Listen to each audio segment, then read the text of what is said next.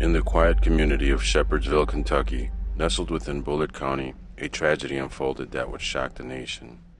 On November 8th, 2023, two young lives were lost under circumstances that would spark headlines, social media debate, and questions about the intersection of mental health, technology, and parental responsibility. The children, Jaden Howard, age 9, and Maurice Baker Jr., age 6, were beloved by their friends, extended family, and neighbors.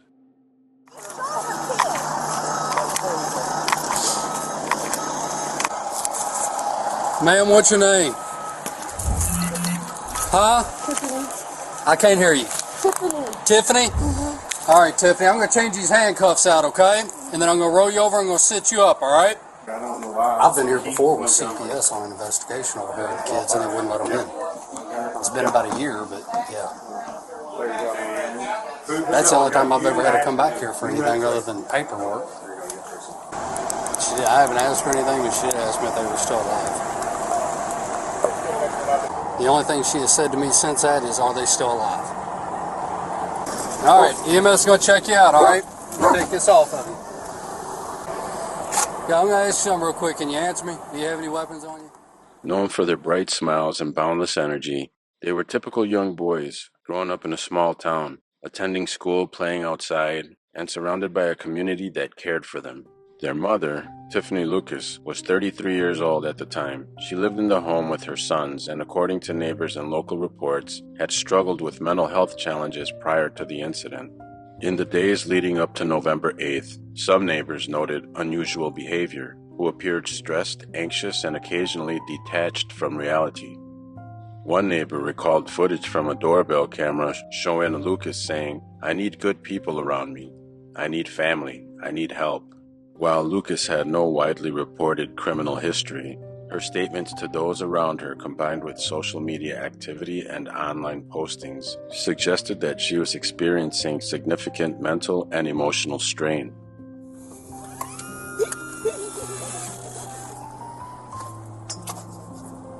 And she's the shooter? Yeah. Her mom? Yeah, she's in back there. Are they both breathing still? They're pumping on him. The other one was still breathing. They're both shot in the head. Oh, Lord. I'm not seeing nothing. That's supposedly the one she said. No, he did, didn't he? He said, "Do you got earrings in?" Didn't he? Okay. It's on camera. Well, let me see. That don't have nothing to do with it. It means everything. You're fucked up. You're sick.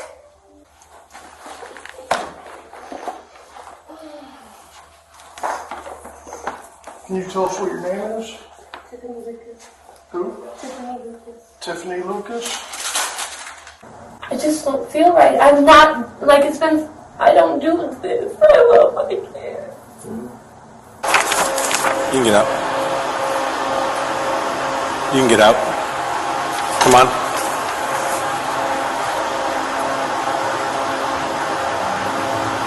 Come on out of the car.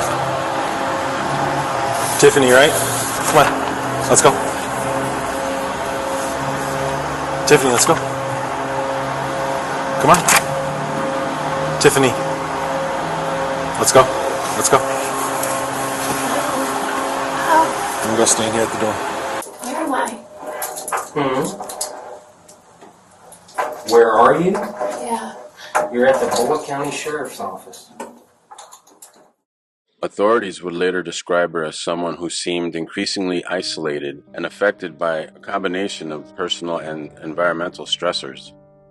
The community of Shepherd itself is a typical suburban area, close enough to Louisville to feel urban influence, but still small enough that neighbors often know one another. In such a community, the events of November 8th would ripple through every household, school, and workplace, leaving an indelible mark on all who knew the family.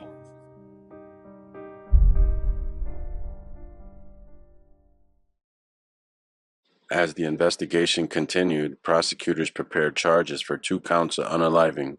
Bail was set at $2 million, reflecting the gravity of the case and the community's concern over the loss of life. Neighbors reported seeing Tiffany Lucas collapsed on her driveway. Concerned for her well-being, one neighbor entered the home only to discover a scene that would alarm the entire community. Authorities were immediately notified. and deputies from Bullitt County responded to the address. Inside the home, officers found two young boys, Jaden and Maurice. Alongside them, a firearm was located. Lucas, still on the scene, was taken into custody and questioned about what had transpired. Her initial statements were both startling and unusual. How do you spell it? Tiffanie. Tiffanie.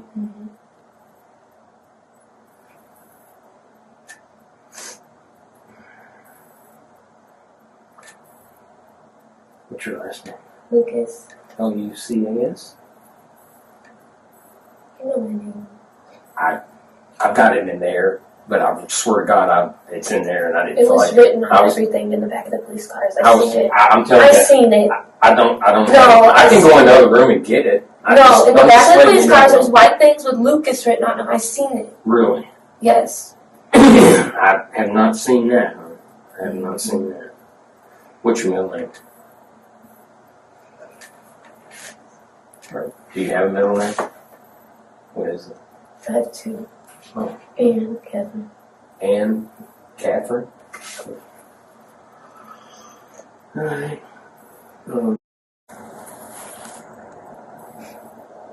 You are almost the exact same age as my son. So, yeah. Wow. Well, I'm going to talk to you today about what happened earlier, okay? But can you tell me a little bit about yourself? I mean, where are you from, or where you grew up, or anything like that? I know I look crazy, but I'm not. Huh? So I know I look crazy, but I'm not crazy. I don't think you look crazy. I'm just trying to, if I'm going to talk to someone, I'd rather know who they are. I can tell you a little bit about me. I love my children. You tell me a little bit about you. Okay. I love my children. I love my boys so much. I wouldn't hurt them, but I just feel like I felt back, and I didn't. I was letting them play the video games, and I wasn't focusing how I was supposed to, and they get that video game and the YouTube and the kids, it just messes their minds up to where people can manipulate their parents or do whatever they want. And I feel like someone put something upon my house or me or something. I just don't feel right. I'm not, I don't do this. I don't fucking care. Mm-hmm.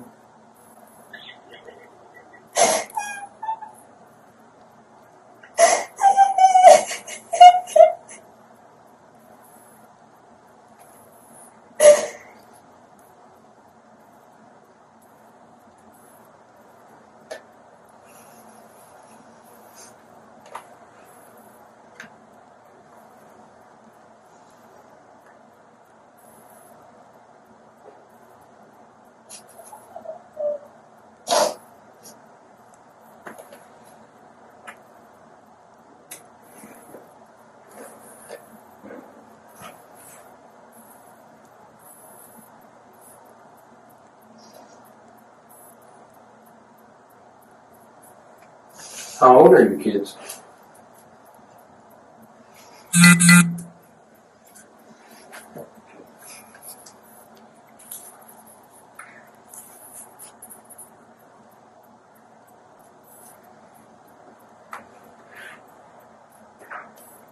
What? How old are your boys? Jaden's 9, Maurice is 6.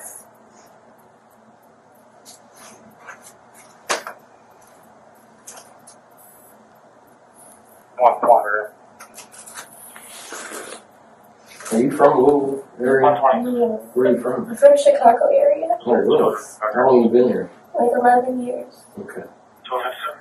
How'd you end up coming to Louisville? I just came. I'm sorry? I just came. Oh, just decided to move?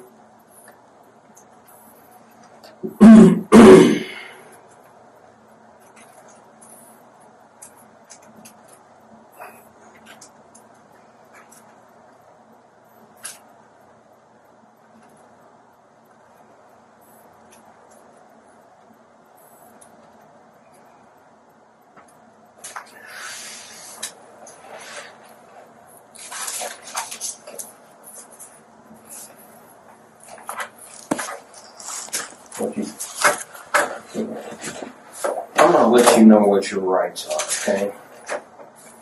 You probably watch TV before, movies and TV shows, and they read the rights. Okay, it's called Miranda. Okay? It's called Miranda warnings. Okay? It's your rights. Miranda rights. Okay? So, I'm not trying to be rude.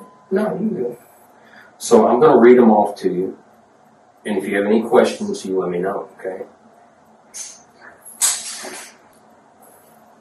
You may remain silent. Anything you do say may be used against you in court or other proceedings. Understand so far? Okay. You have the right to consult an attorney before you make any statement or answer any questions, and you may have your attorney with you during the questions. Understand that? Okay. You may request the court to appoint an attorney for you if you cannot afford to hire one. So if it gets to the point where you may need an attorney, anybody who needs an attorney but can't afford one, they'll appoint one. The courts will pay for it, the government will pay for it, public defender pays for it, you know what I'm saying, right? Okay. And you can stop the questioning. I hope you don't, because we're getting along pretty well, but you may stop the questioning at any time by just refusing to answer any further questions or by requesting to consult with your attorney. Okay? Understand that? Okay.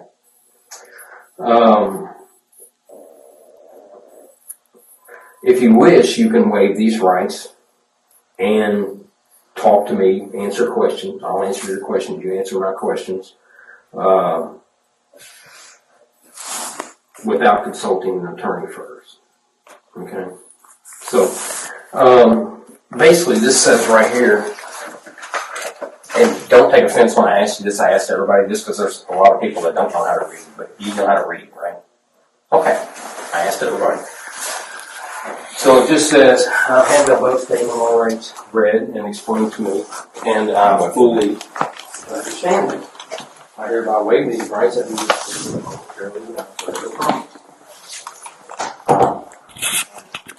Is there somebody out there? She told investigators that the shooting had been an accident. Additionally, she claimed that external influences had played a role in the events that led to her son's unaliving. Lucas stated that she had been manipulated through social media platforms, including Facebook, and even referenced the influence of YouTube and the internet in general. She said she felt as though something had put something upon her or her house, suggesting that she believed external forces had coerced her or her actions. Police and investigators meticulously documented the scene and began collecting evidence, collecting body cam footage, witness statements, and communications from Lucas's devices. According to court records, it was determined that 4 shots had been fired in rapid succession, highlighting the seriousness and immediacy of the act. Investigators emphasized that evidence suggested deliberate actions rather than an accidental discharge. Lucas's behavior during questioning was erratic at times, reflecting the statements she had made to neighbors in the days prior. Her claims about being influenced by the internet and digital platforms raised questions for authorities, psychologists, and the legal team about her mental state at the time. As the investigation continued, prosecutors prepared charges for 2 counts of unaliving. Bail was set at $2 million, reflecting the gravity of the case and the community's concern over the loss of life. Pre-trial hearings were held, during which Lucas's defense indicated that she might pursue an insanity defense, citing her claims of manipulation and potential underlying mental health conditions. Throughout this period, the story gained national attention. Media outlets reported extensively on the claims Lucas made, emphasizing the unusual nature of attributing violent actions to the influence of social media, internet platforms, and technology. By October 23, 2024, after months of legal proceedings, Tiffanie Lucas entered a plea of guilty to the unalivings of her 2 sons. Her plea effectively waived the need for a full trial, streamlining the path to sentencing. On November 22, 2024, nearly a year after the tragic events in Shepherdsville, Tiffanie Lucas appeared before Judge Rodney Burris in Bullitt County Circuit Court to learn her sentence. The courtroom was filled with family members, members of the community, and reporters covering a case that had drawn national attention. During the hearing, emotional statements were made by the victims' family members. One family member expressed the depth of their grief, saying, "No words can bring back Jaden and Maurice. This is pain we will carry forever."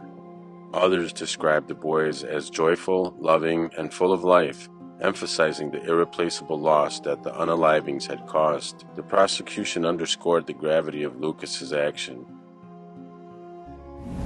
You know, Jaden was the only thing we had left, and you took him from us. You know, I had already lost his dad, and then my other son. And then you took Jaden. You have ripped our lives apart. And you know that you could have gave them kids to us, and we would have took care of them. But you have been selfish.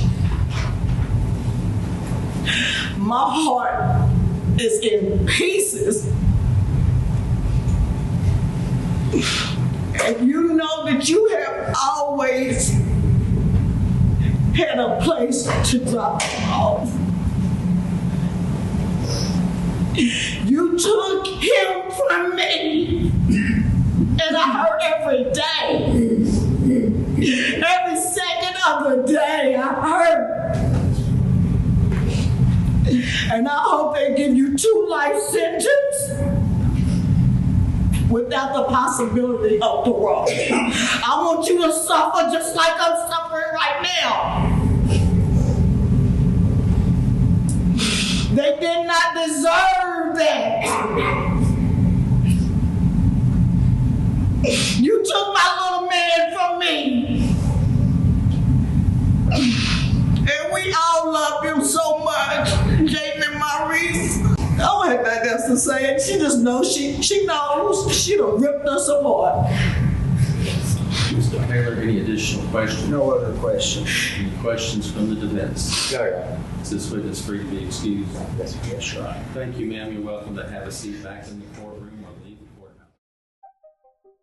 They reminded the court that while Lucas had cited external influences, the evidence demonstrated a deliberate act of violence. Deputies who had responded to the scene, forensic reports, and witness testimonies all pointed to actions that could not be ignored. Judge Burris addressed Lucas directly. In his remarks, he said, "I cannot imagine the sheer horror these children must have experienced, seeing their mother with a gun. Your actions have permanently changed the lives of everyone who knew them." The judge sentenced Lucas to 2 consecutive life sentences, one for each unaliving, ensuring that she would remain incarcerated for the remainder of her life. The courtroom's reaction was a mixture of relief and sorrow. While a legal process had reached its conclusion, the emotional impact of the case was far from resolved. Psychologists and experts emphasized that while digital content can affect perception and stress levels, accountability remains central in criminal law.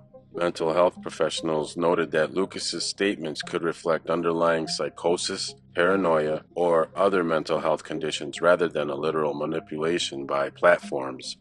The story of Tiffanie Lucas, the legal proceedings, and the public reflection on her claims offer lessons for society about the importance of mental health care, parental support, and the careful examination of how digital media interacts with human vulnerability. In remembering Jaden and Maurice, we are reminded that while technology and external influences may play a role in daily life, responsibility, community support, and compassion remain vital in preventing such tragedies in the future. If you made it this far into the video, thank you so much. If you found my video interesting, please consider subscribing. Please like and subscribe to show a little support for your boy. I appreciate you for watching, and I'll see you in the next one.